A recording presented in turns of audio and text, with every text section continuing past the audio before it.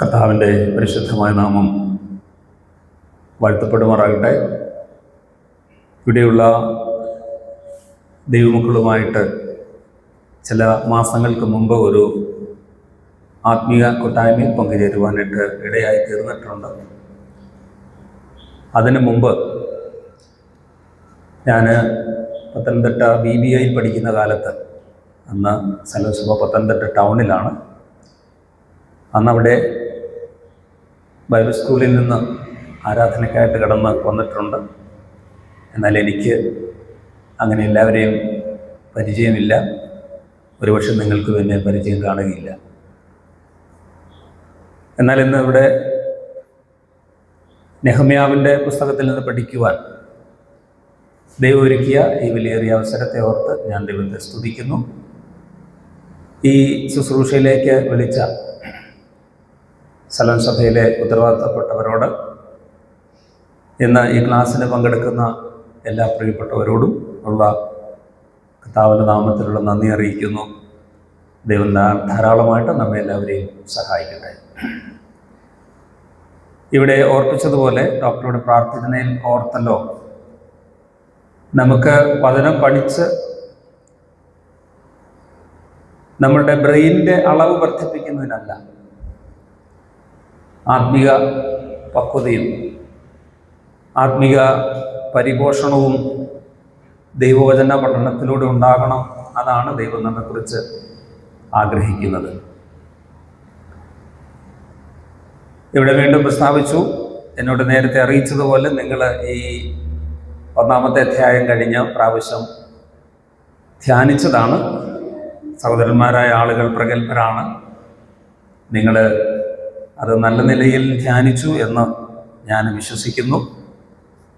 അതിൻ്റെ ഒരു കൺക്ലൂഷൻ എന്നതുപോലെ 1-ാമത്തെ അധ്യായം എടുക്കുവാനായിട്ട് ഞാൻ കർത്താവിൽ ആഗ്രഹിക്കുക.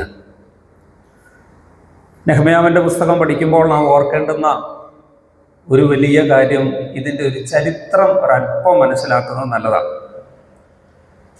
എന്തിനാണ് ചരിത്രം മനസ്സിലാക്കുന്നത് എന്ന് ചോദിച്ചാൽ,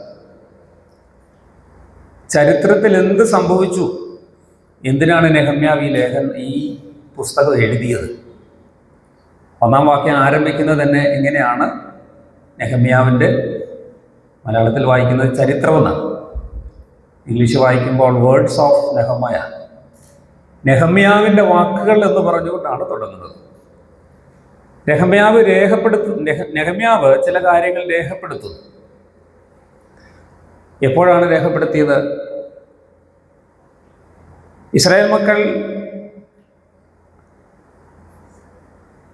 ബാബിലോണിൽ അടിമകളായി ജീവിച്ച ഏറ്റവും ഒടുവിലത്തെ സമയം, ആ ഒടുവിലത്തെ സമയം അവർ നെഹമ്യാവിൻ്റെ നേതൃത്വത്തിൽ മടങ്ങി വന്ന് യെരൂശലേം ദേവാലയം, പ്രത്യേകിച്ച് അതിൻ്റെ വാതിലുകളും മതിലും പണിയുന്നതിന് വേണ്ടി മടങ്ങി വരുന്നതാണ് സന്ദർഭം. ഈ പുസ്തകം മുഴുവൻ വായിക്കുമ്പോൾ നമുക്ക് മനസ്സിലാക്കുന്ന അതാണ്. അവർ മതിൽ പണിയിലും വാതിലുകളുടെ പണിയിലും ഏർപ്പെടുകയാണ്. 3 വരവ് ഇസ്രായേൽ നടത്തി. ഒന്ന്, സെരുബാബേലിൻ്റെ നേതൃത്വത്തിൽ വന്നു. അന്ന് അവർ വലിയ പണികളിൽ ഏർപ്പെട്ടതായിട്ട് വായിക്കുന്നില്ല. 2-ാമത് എസ്രയുടെ നേതൃത്വത്തിൽ വന്നു. അന്ന് അവരെന്ത് ചെയ്തു? അവർ ദേവാലയം പുതുക്കിപ്പണത്. അതാണ് യെരൂശലേമിലെ 2-ാമത്തെ ദേവാലയമാണ് കണക്കാക്കാൻ സാധിക്കും. അത് കഴിഞ്ഞൊരു യാത്ര, അത് കഴിഞ്ഞൊരു മടങ്ങിവരും സംഭവിച്ചത് നെഹമ്യാവിൻ്റെ നേതൃത്വത്തിലാണ്. ഏകദേശം 445 BC നെഹമ്യാവിൻ്റെ നേതൃത്വത്തിൽ ജനം മടങ്ങി വന്ന് പൊളിഞ്ഞു കിടന്നിരുന്ന, നശിച്ചു കിടന്നിരുന്ന, ഇവിടെ നമ്മൾ 1-2 അധ്യായങ്ങൾ വായിക്കുന്നത് പോലെ ചണ്ടിക്കൂമാരമായി കിടന്നിരുന്ന ദേവാലയത്തിൻ്റെ മതിലുകളും വെന്ത് കിടന്ന വാതിലുകളും ഒക്കെ പണിയുവാനായിട്ട് അവർ ആരംഭിക്കുന്നു, പണിയുന്നു. ദൈവസന്നിധിയിൽ അവർ അത് സമർപ്പിക്കുന്നു. നമുക്കറിയാം, ഇസ്രായേലിൻ്റെ വേദപുസ്തകത്തിൽ പഴയ നിയമത്തിൽ രേഖപ്പെടുത്തിയിരിക്കുന്ന ഒടുവിലത്തെ നാളുകളാണ് നെഹമ്യാവിൻ്റെ നാളും. നമ്മൾ ദിവസം വായിക്കുമ്പോൾ നെഹമ്യാവിൻ്റെ പുസ്തകം ഏകദേശം ആദ്യ ഭാഗത്താണെങ്കിലും ചരിത്രപരമായി നെഹമ്യാവിൻ്റെ പുസ്തകം ഒടുവിലേക്ക് വരും. ഇസ്രായേലിൻ്റെ ചരിത്രത്തിൽ ഒടുവിലേക്ക് വരുമ്പോൾ സംഭവിക്കുന്ന കാര്യങ്ങളാണ്. അങ്ങനെയാണെങ്കിൽ ഈ പുസ്തകത്തോട് ചേർത്ത് വെക്കാവുന്ന പുസ്തകങ്ങളാണ് ദിനവൃത്താന്ത പുസ്തകം, രാജാക്കന്മാരുടെ പുസ്തകം, എസ്രായുടെ പുസ്തകം, എസെക്കിയേലിൻ്റെ പ്രവചനത്തിൻ്റെ ഒടുവിലത്തെ ഭാഗങ്ങൾ, മലാഖിയുടെ പ്രവചനം. ഇതെല്ലാം ഒടുവിലത്തെ പുസ്തകങ്ങളാണ്. നിങ്ങൾക്ക് അറിയാവുന്നത് ഞാൻ വിചാരിക്കുന്നു. പഴയ നിയമം, യഹൂദന്മാരുടെ പഴയ നിയമം തുടങ്ങുന്നത് ഉൽപ്പത്തി പുസ്തകത്തിലും അവസാനിക്കുന്ന ഏതിലാന്ന് ആരെങ്കിലും ഒന്ന് പറയാമോ? യഹൂദന്മാരുടെ പഴയ നിയമത്തിൻ്റെ ഓർഡർ അനുസരിച്ച് അവസാനിക്കുന്ന പുസ്തകം നമ്മുടെ പുസ്തകം മലാഖിയുടെ പുസ്തകമാണ്. അങ്ങനെയാണ് നമുക്ക് ഈ ഇംഗ്ലീഷിലും മലയാളത്തിലും ഉള്ള ഓർഡർ. യഹൂദന്മാരുടെ ബൈബിളിൽ അനുസരിച്ച് ഏത് പുസ്തകമാണെന്നറിയാമോ? അറിയാവുന്നവർക്ക് പറയാം. ദിനവൃത്താന്തമാണ് അവരുടെ ഒടുവിലത്തെ പുസ്തകം. അപ്പോൾ നമ്മൾ പറയുമ്പോൾ ഉൽപ്പത്തി മുതൽ മലാഖി വരെ, അവർ പറയുന്നത് എങ്ങനെയാ? ഉൽപ്പത്തി മുതൽ ദിനവൃത്താന്തം വരെ. അവർക്ക് ഒന്നും രണ്ടും ദിനവൃത്താന്തമില്ല, ഒറ്റ ദിനവൃത്താന്തമേ ഉള്ളൂ. ഒന്നും രണ്ടും രാജാക്കന്മാരില്ല, അവർക്ക് ഒരു രാജാക്കന്മാരേ ഉള്ളൂ. ഒന്നും രണ്ട് ശമൂവേലില്ല, അവർക്ക് ഒരു ശമൂവേലേ ഉള്ളൂ. അപ്പൊ അവർ പറയുന്നത് ഉൽപ്പത്തി മുതൽ ദിനവൃത്താന്തം വരെ. ദിനവൃത്താന്തം ഒടുവിലത്തെ ഭാഗങ്ങളിലേക്ക് വരുമ്പോൾ ഇസ്രായേലിന്റെ ഒടുവിലത്തെ ആ ചരിത്രം രേഖപ്പെടുത്തുകയാണ്. നെഹമ്യാവിന്റെ കാര്യങ്ങളൊന്നും അവരെ രേഖപ്പെടുത്തുന്നില്ല, എന്നാൽ ഇത് ഒടുവിലത്തെ കാര്യങ്ങളാണ്. അപ്പോൾ ഈ ഒടുവിലത്തെ ഈ കാലഘട്ടത്തിലേക്ക് വരുമ്പോൾ നമുക്ക് മനസ്സിലാക്കാൻ സാധിക്കുന്നത് എസ്ര ഉണ്ട് അവിടെ. എസ്ര ജീവിച്ചിരിക്കുന്ന ഒരു കാലഘട്ടമാണ്. എസ്ര ഒരു പുരോഹിതനായി ആത്മീക നവോത്ഥാനത്തിൽ ഏർപ്പെടുന്ന ഒരു സമയമാണ്. പിന്നെ അവിടെ ഉള്ളത് നെഹമ്യാവാണ്. നെഹമ്യാവ് പുരോഹിതനല്ല, അങ്ങനെ പറഞ്ഞിട്ടില്ല. നെഹമ്യാവ് അർത്ഥശഷ്ടാ രാജാവിൻ്റെ കാലത്ത്, കൃത്യമായിട്ട് പറഞ്ഞാൽ അർത്ഥശഷ്ടാവ് രണ്ടാമൻ്റെ കാലത്ത് യഹൂദിയിലേക്ക് അയക്കപ്പെട്ട ഗവർണറാണ്. അപ്പൊ നമ്മുടെ നെഹമ്യാവ് ആരാ? ഗവർണറാണ്. എസ്ര ആരാന്നാണ് ഞാൻ പറഞ്ഞത്? പുരോഹിതനാണ്. നെഹമ്യാവ് ഗവർണറാണ്. ഗവർണറായിട്ട് ഇസ്രയേലിലേക്ക് മടങ്ങി വന്ന ആളാണ് എന്ന് പറഞ്ഞ ഒരു സർക്കാർ ഉദ്യോഗസ്ഥൻ നമുക്ക് പറയാം.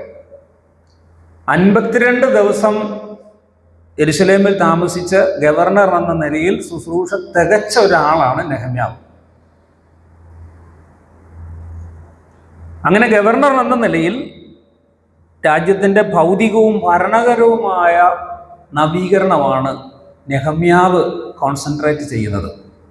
കാരണം അദ്ദേഹം ഭരണ രീതിയിലാണ് ഇടപെടുന്നത്. തികച്ചും ഭരണാധികാരിയായിട്ടല്ല അവിടെ നിൽക്കുന്നത്, ആത്മീയ നേതാവ് എന്ന നിലയിൽ തന്നെയാണ് ഇസ്രായേൽ മക്കളോട് ഇടപെട്ടത്.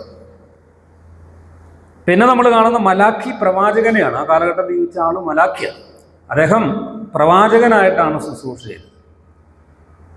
അവരുടെ ധാർമ്മികമായ ആത്മീകമായ കാര്യങ്ങളിൽ ഒരു നവോത്ഥാനം ഉണ്ടാകേണ്ടതിന് പ്രവർത്തിച്ച ആളാണ് മലാഖി പ്രവാചകൻ. അപ്പോൾ ആ കാലഘട്ടത്തെക്കുറിച്ച് നിങ്ങളൊന്ന് മനസ്സിലാക്കണം. എന്താണ് ആ കാലഘട്ടത്തിൻ്റെ പ്രത്യേകത?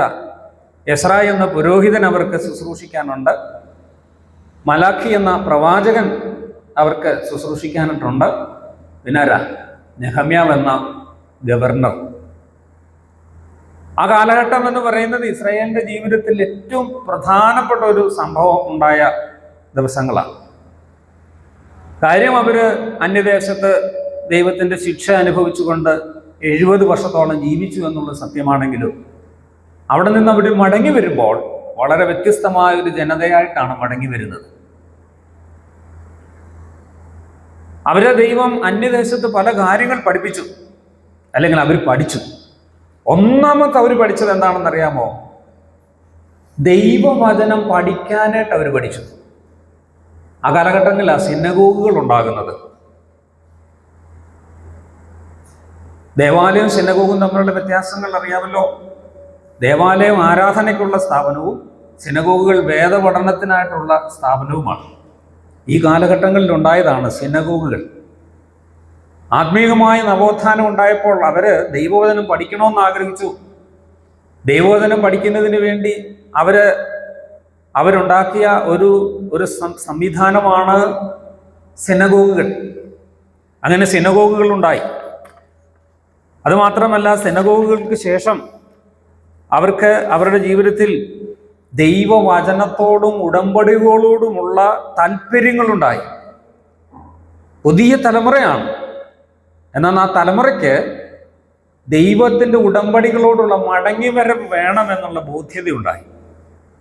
അങ്ങനെ ബാബിലോണിൽ അടിമകളായി ജീവിക്കുന്ന ആ ഒരു ആളുകൾക്ക് പല ബോധവൽക്കരണം ഉണ്ടായാണ് ദൈവം ഇപ്പോൾ അവരെ തിരിച്ചു കൊണ്ടുവരുന്നത്. അപ്പം ഞാനിങ്ങനെ പറയട്ടെ, അവരുടെ ആ പ്രവാസകാലം പ്രയോജനപ്പെടുത്തുവാനായിട്ട് സാധിച്ചു. എല്ലാവർക്കും സാധിച്ചിട്ടില്ല, എന്നാൽ ഭൂരിപക്ഷം ആളുകളും പ്രവാസകാലത്തെ അവർ പ്രയോജനകരമായിട്ട് എടുത്തു. ഇനി മൂന്നാമതൊരു പ്രയോജനം ഉണ്ടായത്, മിശിഹായെക്കുറിച്ചുള്ള കാഴ്ചപ്പാടുണ്ടായത് അവർ പ്രവാസത്തിൽ ജീവിക്കുമ്പോഴാണ്. മിശിഹായെക്കുറിച്ച് അവർക്കൊരു കാഴ്ചപ്പാടുണ്ടായി. കർത്താവ് ഭൂമിയിൽ വരുമ്പോൾ മിശിഹായുടെ വരവിന് വേണ്ടി കാത്തിരിക്കുന്ന ആളുകൾ അവിടെ ഉണ്ടായിരുന്നു. ശിമോൻ എന്ന് പറയുന്ന ആ വലിയ മനുഷ്യൻ കർത്താവ് ശിശുവായിരുന്നപ്പോൾ കുഞ്ഞിനെ കയ്യിലെടുത്തിട്ട് എൻ്റെ രക്ഷയുടെ കർത്താവിനെ കണ്ടുവല്ലോ എന്ന് പറഞ്ഞ് അദ്ദേഹം ദൈവത്തെ സ്തുതിക്കുകയാണ്. അപ്പോൾ അതിലൊരു കാര്യം ഞാൻ പറയാം, അവരുടെ ഉള്ളിലുണ്ടായിരുന്ന ആ കാഴ്ചപ്പാടാണ്, മിശിഹയെക്കുറിച്ചുള്ള ഒരു കാഴ്ചപ്പാടാണ്. യോഹന്നാൻ സ്നാപകൻ വരുമ്പോഴും അവർ വിചാരിച്ചു അവനായിരിക്കും അവരുടെ മിശിഹ എന്ന് ചിന്തിച്ചു. അപ്പം ആ കാലഘട്ടം എന്ന് പറയുന്നത്, നെഹമ്യാവിൻ്റെ കാലഘട്ടം മുതൽ ഉണ്ടായൊരു പ്രത്യേകത, ദൈവവചനത്തോട് താല്പര്യമുണ്ടായി, മിശിഹയോട് താല്പര്യമുണ്ടായി, ദൈവിക ഉടമ്പടികളോട്, കവനൻസിനോട്, ഉടമ്പടികളോട് അവർക്കൊരു താല്പര്യമുണ്ടായി. അങ്ങനെ ഒരു മെരിക്ക ജനമായിട്ടാണ് അവരെ നെഹമ്യാവ് കൊണ്ടുവരുന്നത്. നെഹമ്യാവ് അവരെ കൊണ്ടുവന്ന ഇസ്രയേലിൽ അവരുടെ മനോഹരമായ, അവരുടെ കണ്ണിനിമ്പമായ യെരുശലേം ദേവാലയത്തിൻ്റെ അറ്റകുറ്റപ്പണികൾ തീർക്കേണ്ടതിന് കൊണ്ടുവരികയാണ്. അപ്പോൾ അതാണ് സാഹചര്യം എന്ന് പറയുന്നത്. അത്രയും മനസ്സിൽ വെച്ചുകൊണ്ട് നമുക്ക് ഈ നെഹമ്യാവിൻ്റെ പുസ്തകം പഠിക്കാം. ഇസ്രായേൽ ജനം മടങ്ങി വന്നു. മടങ്ങി വരുന്നതിന് മുമ്പുള്ള ഒരു ചരിത്രമാണ് ഈ 1-2 അധ്യായങ്ങളിൽ നമുക്ക് മനസ്സിലാക്കാൻ സാധിക്കും. പെട്ടെന്ന് ഈ 13 വരെയുള്ള അധ്യായങ്ങളുടെ ഒരു രൂപരേഖ പറഞ്ഞ് ഞാൻ 1-ാം അധ്യായത്തിൽ പെട്ടെന്ന് കിടക്കാം. 1-ാം അധ്യായത്തിൽ നാം കാണുന്നത് ഭാരം ഉണ്ടാകുന്ന, ഭാരത്തോടെ ജീവിക്കുന്ന നെഹമ്യാവിനെയാണ് 1-ാം അധ്യായത്തിൽ കാണുന്നത്. അദ്ദേഹത്തിൻ്റെ ഭാരമുണ്ടായി. യെരുശലേമിനെ കുറിച്ച് ചിന്തിച്ചപ്പോൾ ഒരു ബേർഡൻഡ് നെഹമായ, അതാണ് 1-ാം അധ്യായത്തിൻ്റെ വിഷയം. 2-ാം അധ്യായത്തിലേക്ക് വരുമ്പോൾ ആ ഭാരത്തെ സാധ്യമാക്കുന്നതിന് വേണ്ടിയുള്ള പരിശ്രമമാണ് നെഹമ്യാവ് ചെയ്യുന്നത്.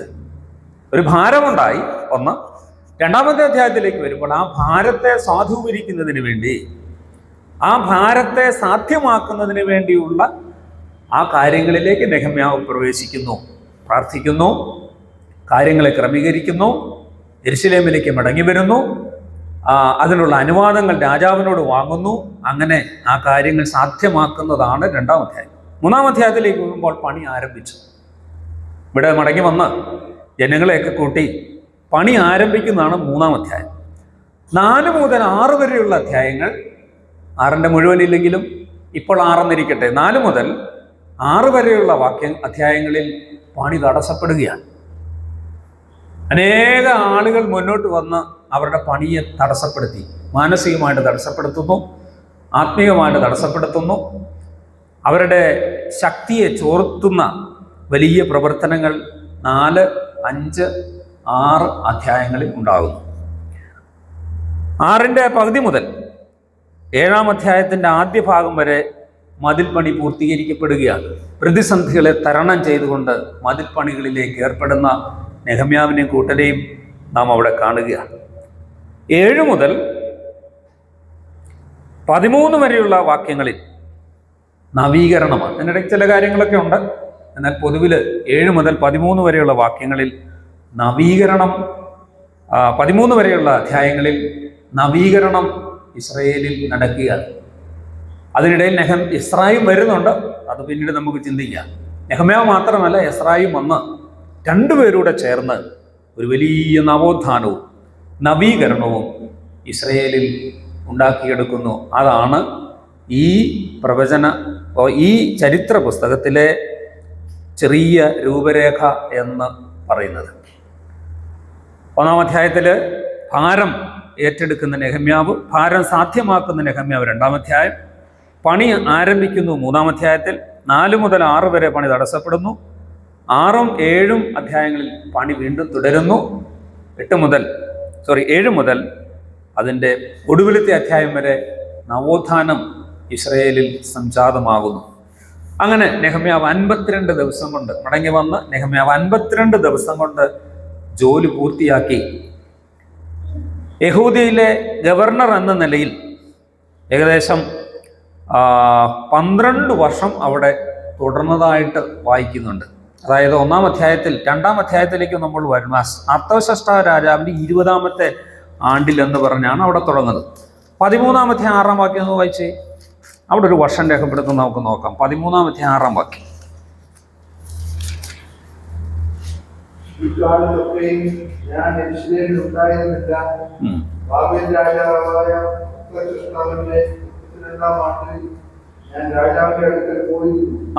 അവിടെ പറയുന്നത് എത്രാമത്തെ വർഷമാ? 32-ാമത്തെ വർഷം. അപ്പൊ 20-ാമത്തെ വർഷം അതാണ് 2-ാം അധ്യായത്തിൽ പറയുന്നത്, 20-ാമത്തെ വർഷം. 13-ാമത്തെ അധ്യായത്തിൽ 32-ാമത്തെ ആണ്ടിൽ. അപ്പോൾ എത്ര വർഷമായി? 12 വർഷം. അപ്പൊ 12 വർഷമാണ് നെഹമ്യാവ് യെരൂശലേമിൽ പാർത്തത്. 12 വർഷം എന്ന് പറയുമ്പോൾ ന്യായമായ നല്ല വർഷമാണ് അല്ലേ? 12 വർഷം കൊണ്ട് ഒരു ആത്മീയ നേതാവിന് ചെയ്തെടുക്കുവാൻ സാധിക്കുന്ന പല കാര്യങ്ങൾ അതിനകത്തുണ്ട്. ദീർഘമായ 12 വർഷം. ചിലപ്പോൾ ഈ വർഷം നമ്മളിത് BC-യുടെ കണക്കുകളൊക്കെ കൂട്ടുമ്പോൾ ചിലപ്പോൾ 13 ആകാം.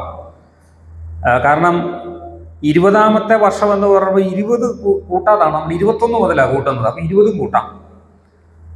32-ാമത്തെ വർഷം ചിലപ്പം നമ്മുടെ കണക്കനുസരിച്ച് അങ്ങോട്ടും ഇങ്ങോട്ടും മാറുമ്പോൾ ചിലപ്പോൾ 12, 13 ആകാം, 14 ആകാം. നിങ്ങൾ ചില പുസ്തകങ്ങളൊക്കെ വായിച്ച 445 മുതൽ 430 വരെയാണ്. അപ്പോൾ അത് 15 വർഷത്തെ കണക്ക് കാണിക്കുന്നുണ്ട്. അപ്പോൾ അങ്ങോട്ടും ഇങ്ങോട്ടും ചില വ്യത്യാസങ്ങൾ ചില പുസ്തകങ്ങൾ പരിശോധിക്കുമ്പോൾ കാണും.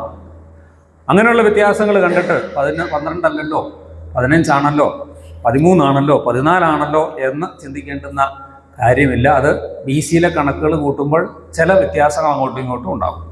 എന്നാൽ കൃത്യമായിട്ട് ഇവിടെ പറയുന്നുണ്ട് 2-1 13-ാം അധ്യായം അതിൻ്റെ 6-ാമത്തെ വാക്യത്തിലും അനുസരിച്ച് 12 വർഷത്തെ ഇടവേളയാണ് നെഹമ്യാവ് ശുശ്രൂഷ ചെയ്ത കാലഘട്ടം. നമുക്കിനി 1-ാം അധ്യായത്തിലേക്ക് വരാം. 1-ാം അധ്യായത്തെ ഒന്ന് തിരിക്കാം. 1-ാം അധ്യായത്തെ തിരിച്ചാൽ 2ആയിട്ട് തിരിക്കാൻ ഞാൻ ആഗ്രഹിക്കുകയാണ്. 1-ാം അധ്യായം 1 മുതൽ 4-ാം വാക്യത്തിൻ്റെ ആദ്യ ഭാഗം വരെ, 1 മുതൽ 4-ാം വാക്യത്തിൻ്റെ ആദ്യ ഭാഗം വരെ ഭാരമേറ്റെടുക്കുന്ന നെഹമ്യാവിനെ നമ്മൾ കാണുന്നത് ഭാരം ഏറ്റെടുക്കുന്ന നെഹമ്യാവ്.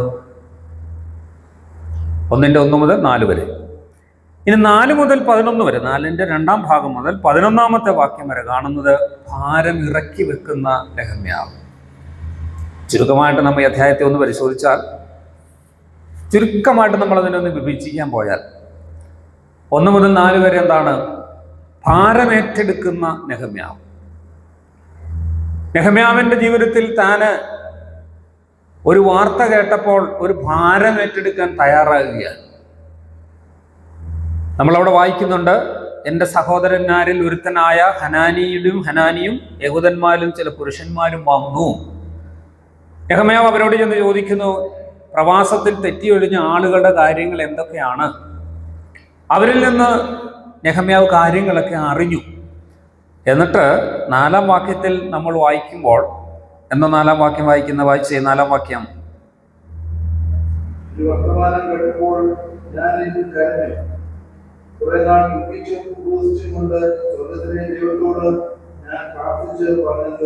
മതി. ഈ വർത്തമാനം കേട്ടപ്പോൾ ഞാൻ ഇരുന്ന് കരഞ്ഞു. അതാണ് ഭാരം ഏറ്റെടുക്കുന്ന നെഹമ്യാവ്. എന്താ താൻ അറിഞ്ഞത്? അതിന് മുമ്പിലത്തെ വാക്യത്തിൽ വായിക്കുന്നുണ്ട്, നെഹമ്യാവ് യെരൂശലേമിൽ നിന്ന് വന്ന അവൻ്റെ സഹോദരന്മാരിൽ ഒരാളോടും മറ്റു പുരുഷന്മാരോടും എങ്ങനെയുണ്ട് യെരൂശലേമിലെ വാർത്തകൾ, അവിടുത്തെ കാര്യങ്ങളൊക്കെ എങ്ങനെയാണ്, ദേവാലയം എങ്ങനെയുണ്ട്, ജനങ്ങൾ എങ്ങനെയുണ്ട്? അദ്ദേഹത്തിന്റെ അന്വേഷണം രണ്ട് കാര്യങ്ങളിലേക്കാണ് പോകുന്നത്. ഒരു ഭക്തന്റെ ജീവിതത്തിൽ ഏറ്റവും പ്രധാനപ്പെട്ട രണ്ട് അന്വേഷണങ്ങളാണ്. ഒന്ന്, ദൈവത്തിന്റെ ആലയം എങ്ങനെയുണ്ട്, ദൈവാലയം എങ്ങനെ ഇരിക്കുന്നു, ദൈവാലയത്തിൽ ശുശ്രൂഷകൾ എങ്ങനെ പോകുന്നു. അതാണ് ഭാരമുള്ള ആളിന്റെ ഏറ്റവും വലിയ ചിന്ത എന്ന് പറയുന്നത്. ദൈവത്തിന്റെ ആലയം എങ്ങനെ ഇരിക്കുന്നു. നെഹമ്യാവ് ഇപ്പോൾ ഇരിക്കുന്നത് ശൂശൻ രാജധാനിയിലാണ്. പേർഷ്യൻ സാമ്രാജ്യത്തിന്റെ കോട്ടയും അവരുടെ ഭരണ സ്ഥിരാകേന്ദ്രവുമായിരിക്കുന്ന ശൂശൻ രാജധാനിയിൽ നെഹമ്യാവ് ഇരിക്കുകയാണ്. ഞാൻ ഒന്നുകൂടി പറഞ്ഞാൽ, നെഹമ്യാവിന്റെ ജീവിതം സമൃദ്ധിയില, അല്ലേ? കൊട്ടാരത്തിലല്ല വാസം, കൊട്ടാരത്തിലെ വാസം സമൃദ്ധിയില. സമൃദ്ധിയിലിരിക്കുന്ന നെഹമ്യാവിന് ചിന്ത കൊട്ടാരത്തെ കുറിച്ചല്ല. സമൃദ്ധിയിലിരിക്കുന്ന നെഹമ്യാവിന്റെ ചിന്ത മുഴുവൻ അവന്റെ ദൈവത്തിന്റെ ആലയത്തെക്കുറിച്ചാണ്. അതാണ് അദ്ദേഹത്തിന്റെ ജീവിതത്തിലുണ്ടായ ഭാരമെന്ന് പറയുന്നത്. പ്രിയപ്പെട്ടവർ, നാം എവിടെ ആയിരുന്നാലും നമ്മുടെ ഭാരമെന്ന് പറയുന്ന ദൈവാലയത്തെക്കുറിച്ച് ആയിരിക്കണം. നമ്മുടെ പൊസിഷൻ ഒന്നും ഭാരം മാറുന്നതിനോ ഭാരം ഉണ്ടാകാതിരിക്കുന്നതിനോ ഒരു തടസ്സമാകുവാനായിട്ട് പാടില്ല. നെഹമ്യാവിന് വേണമെങ്കിൽ ശൂശൻ രാജധാനിയിലെ സുഖസുഷുപ്തിയിൽ എന്ത് ചെയ്യാം? ജീവിക്കാം. ആരോടും കണക്ക് പറയേണ്ട ആവശ്യമുണ്ടോ? അവിടെ ആര് നെഹമ്യാവിനോട് കണക്ക് ചോദിക്കും? നെഹമ്യാവ്, നീ എന്താ എവിടെയെങ്കിലും ഇരിക്കുന്ന? യെരൂശലേമിനെ കുറിച്ച് എന്നാ ചിന്തയില്ലാത്ത? അങ്ങനെ ചോദിക്കാൻ ആരും അവിടെ ഇല്ല. യെരൂശലേമേ, ഞാൻ നിന്നെ മറക്കുന്നുവെങ്കിൽ എൻ്റെ വലത് കൈ. ഒരു ഭക്തനായ യഹൂദന് യെരൂശലേമിനെ മറക്കുവാൻ കഴിയുകയില്ല. യെരൂശലേമിനെ മറക്കുന്നത് അവന്റെ വലം കൈ മറക്കുന്നത് ഒരുപോലെയാണ്, അല്ലേ? ഒരു ഭക്തനെ സംബന്ധിച്ചിടത്തോളം യെരൂശലേമിനെ മറക്കുക എന്ന് പറയുന്നത് അവന്റെ ജീവിതത്തെ മറക്കുന്നതാണ്. വലം കൈ എന്ന ഭക്ഷണത്തിന്റെ കയ്യാ എന്ന് പറഞ്ഞാൽ അവന്റെ സർവൈവലായ ഭക്ഷണത്തെ മറക്കുന്നതിന് തുല്യമാണ് യെരൂശലേമിനെ മറക്കുക എന്ന് പറയുന്നത്. അപ്പൊ യെരൂശലേം സമം സ്വന്തം ഭക്ഷണം, യെരൂശലേം സമം സ്വന്തം നിലനിൽപ്പ്. ഒരു യഹൂദനെ സംബന്ധിച്ചിടത്തോളം യെരൂശലേം എന്ന് പറയുന്നത് തന്നെ അവന്റെ നിലനിൽപ്പിന്റെ ആധാരമാണ്.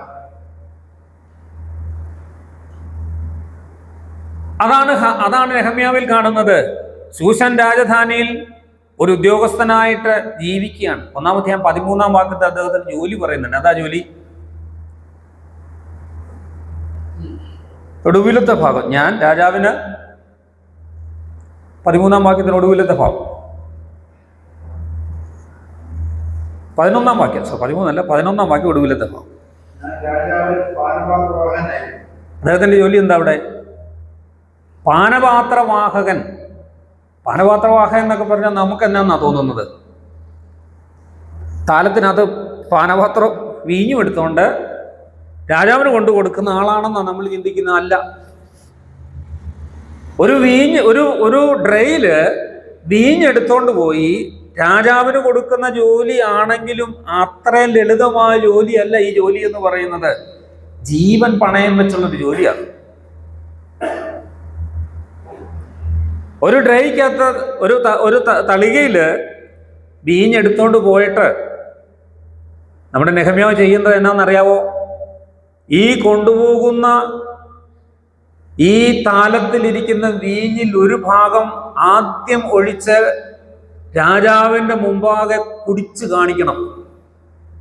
രാജാവിന് കൊടുക്കാൻ പോകുന്നതിന് മുമ്പ് രാജാവിന് കൊടുക്കുവാനുള്ള വീഞ്ഞിൻ്റെ ഒരു ഭാഗം എടുത്ത് രാജാവിൻ്റെ മുമ്പിൽ കുടിച്ചു കാണിക്കണം.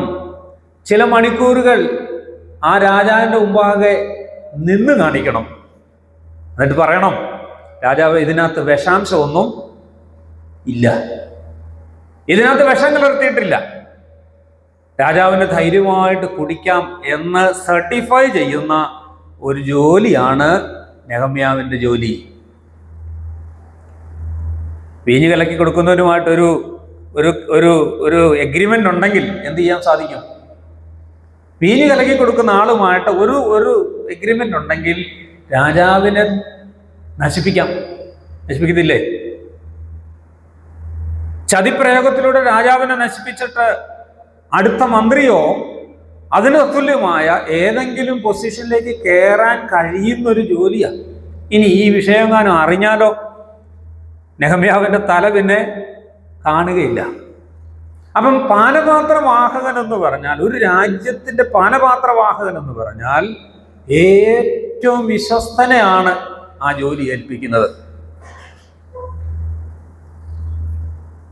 നെഹമ്യാവിനെ സംബന്ധിച്ചിടത്തോളം അവിടെ വിശ്വസ്തത കാണിച്ച് ജീവിച്ചാൽ മതിയായിരുന്നു. ശമ്പളമുണ്ട്, പാർപ്പിടമുണ്ട്, പട്ടാളക്കാരുണ്ട്, രാജാവുണ്ട്, രാജ്യത്വമുണ്ട്, എല്ലാം ഉണ്ട്. സുഖമായിട്ട് ജീവിക്കാൻ കഴിയുന്ന നെഹമ്യാവിന് ചിന്ത മുഴുവൻ എവിടായിരുന്നു? ചിന്ത മുഴുവൻ താൻ വിട്ടിട്ട് പോകുന്ന യെരുശലേം ദേവാലയത്തെക്കുറിച്ചാണ്. അതാണ് തൻ്റെ മനസ്സിലെ ചിന്ത.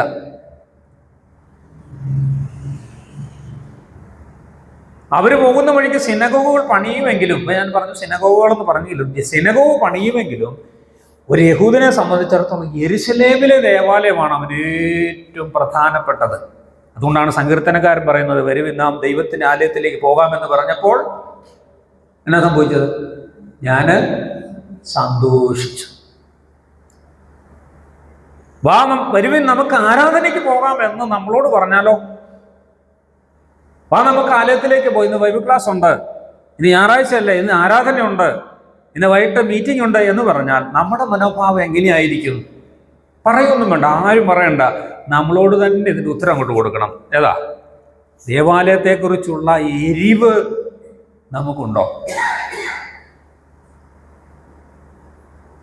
സുഖങ്ങളുടെ പുറത്ത് ജീവിക്കുമ്പോഴും മറ്റൊരു രാജ്യത്ത് ജീവിക്കുമ്പോഴും നെഹമ്യാവിനെ സംബന്ധിച്ചിടത്തോളം ചിന്തയും താല്പര്യങ്ങളും ആത്മാർത്ഥതയും ഒക്കെ യെരുശലേമിനെ കുറിച്ചും ഇവിടുത്തെ ദേവാലയത്തെക്കുറിച്ചുമാണ്. രണ്ടാമത്തെ എരിവ് നമ്മൾ കാണുന്നത് ജനങ്ങളെക്കുറിച്ച് അന്വേഷിച്ചു.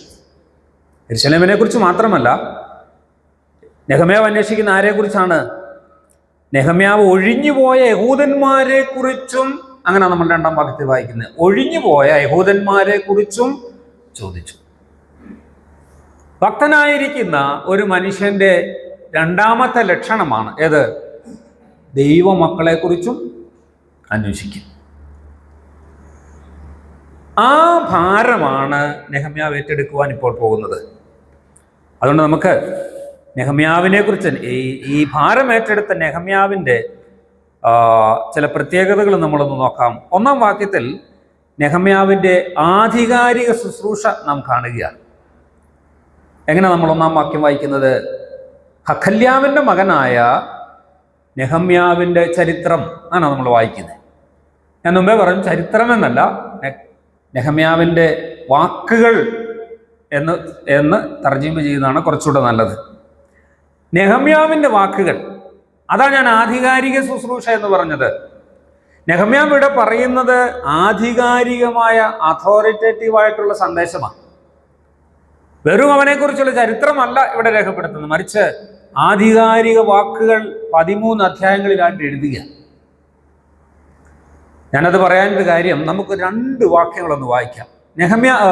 യെരമ്യാവിൻ്റെ പുസ്തകം 1-ാം അധ്യായം 1-ാം വാക്യം.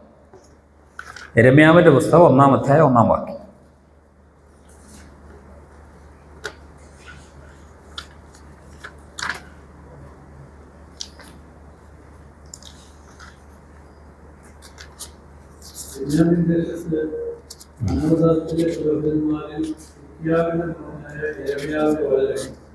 യെരമ്യാവ് എന്താ പറയുന്നത്? യെരമ്യാവിൻ്റെ വാക്കുകൾ അതൊരു പ്രവാചകന്റെ ആധികാരിക വാക്കാണ്. നമുക്കറിയാലോ, പ്രവാചകന്മാർ എഴുതുമ്പോൾ യഹൂദന്മാർ ആഗ്രഹിച്ചൊരു കാര്യമാണ്, യഹോവ ഇപ്രകാരം അരുളി ചെയ്യുന്നു. ആ വാക്ക് അവർക്ക് വേണം. അതാണ് ഒരു വചനത്തിൻ്റെ, ഒരു പുസ്തകത്തിൻ്റെ ആധികാരികത എന്ന് പറയുന്നത്. കാനോൻ തീരുമാനിക്കുന്ന കാലഘട്ടത്തിൽ, പഴയ നിയമകാലത്ത് അവർ ആഗ്രഹിച്ചൊരു വാക്കാണ് ഒരു പുസ്തകത്തിൽ ഏതുണ്ടായിരിക്കണം? ദസ് സേസ് ദ ലോർഡ്, ആ വാക്കുണ്ടായിരിക്കണം. യഹോവ ഇപ്രകാരം അരുളി ചെയ്യുന്നു. യഹോവ ഇപ്രകാരം അരുളി ചെയ്യുന്നു എന്നോ ഇത് പ്രവാചകനായ എൻ്റെ വാക്കോ എന്ന് പറയുകയോ ചെയ്താലേ അവരെന്ത് ചെയ്യത്തുള്ളൂ? അതിനെ ആധികാരിക പുസ്തകമായിട്ട് അംഗീകരിക്കുകയുള്ളൂ. അതാണ് നെഹമ്യാവ് എഴുതുന്നത്. നെഹമ്യാവ് എഴുതുന്നത് എങ്ങനെയാ? ഹഖല്യാവിൻ്റെ മകനായ നെഹമ്യാവിൻ്റെ വാക്കുകൾ. നെഹമ്യാവ് എഴുതുന്നത് ആധികാരികമായിട്ടാണ്. നെഹമ്യാവ് എഴുതുന്ന ദൈവവചനമാണ്. ആ ദൈവവചനം എഴുതിയത് കൊണ്ടാണ് ആധികാരികത എന്ന് ഞാൻ പറഞ്ഞത്. ഇനി രണ്ടാമത്തെ കാര്യം, ആധികാരികമായി എഴുതിയ നെഹമ്യാവ് എഴുതുമ്പോൾ അതിലൊരു ലാളിത്യം കൂടെ നെഹമ്യാവ് എഴുതുകയാണ്. എങ്ങനെ എഴുതിയത്? ഹഖല്യാവിൻ്റെ മകനായ നെഹമ്യാവ് എന്ന് പറയുന്നത്. അതാ ലാളിത്യം. ഒരു ദൈവദാസന്റെ ലാളിത്യം അവിടെയാണ് ഇരിക്കുന്നത്. എവിടെ? അദ്ദേഹത്തിന് വേണമെങ്കിൽ എഴുതാമായിരുന്നു, യഹൂദയുടെ ഗവർണറായിരിക്കുന്ന നെഹമ്യാവ് എഴുതുന്നത്. അങ്ങനെ വേണേൽ എഴുതാം. കാരണം അദ്ദേഹം അതോറിറ്റേറ്റീവായിട്ട് അർത്ഥശഷ്ട രാജാവിൻ്റെ ഗവർണർ പദവിയും സ്വീകരിച്ചു വന്ന് ജോലി ചെയ്യുക. ഇസ്രായേൽ മക്കളെ സംബന്ധിച്ചിടത്തോളം നെഹമ്യാവിന് ഇങ്ങനെ വേണേൽ പറയാം, ഞാൻ ആരാണ്? ഞാൻ ഇപ്പോഴത്തെ പ്രസന്റ് ഗവർണറാണ്. ആ ആധികാരികമായ വാക്ക് താൻ ഉപയോഗിക്കുന്നില്ല. അതിന് പകരം താൻ ഉപയോഗിച്ച വാക്ക് ഏതാണ്? ഹഖല്യാവിൻ്റെ മകൻ എന്ന് മാത്രമേ പറയുന്നു. അതാണ് എളിമത്വം എന്ന് പറയുന്നത്. ഭാരമേറ്റെടുക്കുന്ന നെഹമ്യാവിൻ്റെ എളിമത്വം. ഒന്നിലും താൻ എന്ത് ചെയ്യുന്നില്ല? ബോസ്റ്റ് ചെയ്യാനായിട്ടോ അഭിമാനിക്കാനായിട്ട് ഒന്നും ആഗ്രഹിക്കുന്നില്ല. ഒരു യഹൂദനെ സംബന്ധിച്ചിടത്തോളം അവൻ്റെ പ്രധാനപ്പെട്ട വിഷയങ്ങൾ മറ്റൊന്നാണ് അവൻ്റെ വംശാവലി. കർത്താവിൻ്റെ ചരിത്രം പറയുമ്പോഴും മത്തായി എങ്ങനെ എഴുതുന്നത്? അബ്രഹാമിൻ്റെ പുത്രനായ, ഇസ്ഹാക്കിൻ്റെ പുത്രനായ, ദാവീദിൻ്റെ പുത്രനായ, അബ്രഹാമിൻ്റെ പുത്രനായ ദാവീദിൻ്റെ പുത്രനായ യേശു ക്രിസ്തുവിൻ്റെ വംശാവലി. യഹൂദന് അത് അത്യാവശ്യമാണ്. ആ വംശാവലി പറയുന്നതും വെളിപ്പെടുത്തുന്നതും യഹൂദിനെ സംബന്ധിച്ചോളം വലിയ കാര്യമാണ്. അപ്പം കഴിഞ്ഞിടയ്ക്ക് നമ്മുടെ ഇന്ത്യയിൽ നിന്ന്, മണിപ്പൂരിൽ നിന്ന് കുക്കി വംശജരായിട്ടുള്ള ആളുകൾ അവരുടെ വംശാവലി തെളിയിച്ച് ഇസ്രയേലിലേക്ക് മടങ്ങിപ്പോയി. നമ്മളത് വായിച്ചു.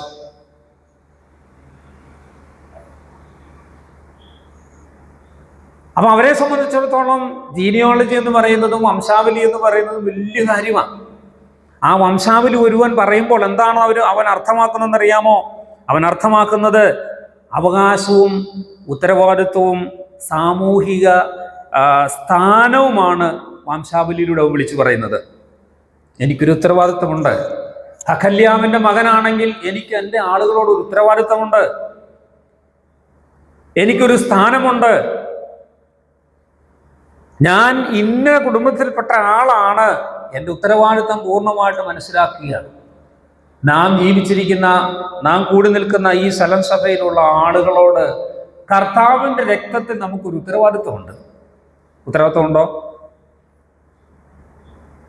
ആ ഉത്തരവാദിത്വം നിറവേറ്റുവാൻ കർത്താവ് നമുക്ക് കൃപ നൽകുമാറാകട്ടെ.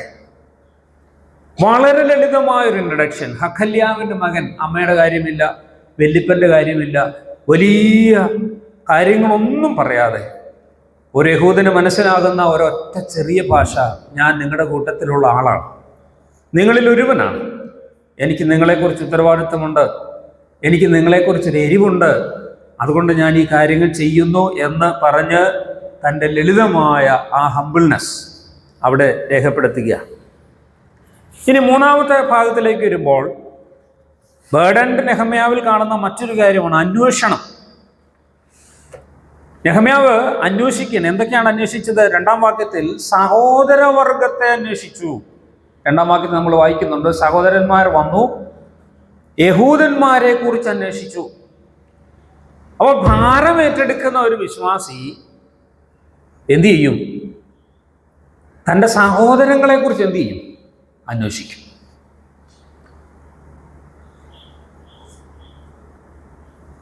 അവരവിടുന്ന് മടങ്ങി വന്നവരാണ്, അവര് ഇസ്ലാമിൽ നിന്ന് വന്നവരാണ്. അതുകൊണ്ട് നെഹമ്യാവ് ചെയ്ത ആദ്യത്തെ കാര്യം, എൻ്റെ സഹോദരന്മാർ ഇപ്പോൾ എങ്ങനെ അവിടെ ജീവിക്കുന്നു.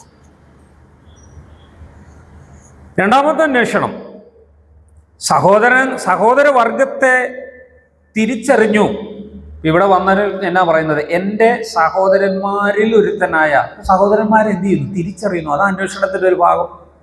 ഈ വന്നിരിക്കുന്ന എൻ്റെ സഹോദരന്മാർ. ചില പുസ്തകങ്ങൾ പറയുന്നത് ഈ സഹോദരൻ എന്ന് പറയുന്നത് അദ്ദേഹത്തിൻ്റെ റിലേറ്റീവ്പ്പെട്ട ആളായിരിക്കാം എന്നാണ് പറയുന്നത്. എനിക്കത്ര അറിയില്ല. സഹോദരന്മാർ എന്ന് പറയുന്ന യഹൂദന്മാർ എന്ന് പറയുന്ന മുഴുവനെ അവർ സഹോദരന്മാരായിട്ടാണ് കാണുന്നത്. ഇനി റിലേറ്റീവ് ആയിക്കോട്ടെ, കുഴപ്പമില്ല. അപ്പോൾ അന്വേഷണത്തിൽ ആദ്യം തിരിച്ചറിഞ്ഞത് ആരെയാ? കൂടപ്പിറപ്പുകളെ തിരിച്ചറിഞ്ഞു എന്നുള്ളതാണ് ആദ്യത്തെ അന്വേഷണം. ഒരു സ്ഥലത്ത് കൂടി വരുന്ന ആളുകൾ തിരിച്ചറിയേണ്ടുന്ന ഏറ്റവും വലിയ കാര്യമാണ്, ഇതെൻ്റെ ഒരു സഹോദരനും സഹോദരിയുമാണ്. നമ്മുടെ സ്ഥലം സഭ വലിയ വലിപ്പമുള്ള സഭയല്ല. ഞാൻ കൂടി വരുന്നു വലിയ വലിപ്പമുള്ള സഭയല്ല. പരസ്പരം ഈ ചെറിയ സഭയിൽ ജീവിച്ച് പരസ്പരം അറിയാതിരിക്കുന്നുവെങ്കിൽ അത് നല്ലൊരു ജീവിതമല്ല. നമ്മളെക്കുറിച്ച് ചിന്തിച്ച് നോക്കിയേ. നെഹമ്യാവ് കൂടെ വന്ന ആ സഹോദരനാണെന്ന് മനസ്സിലാക്കി. എൻ്റെ കൂടെയുള്ള ആളാണ്.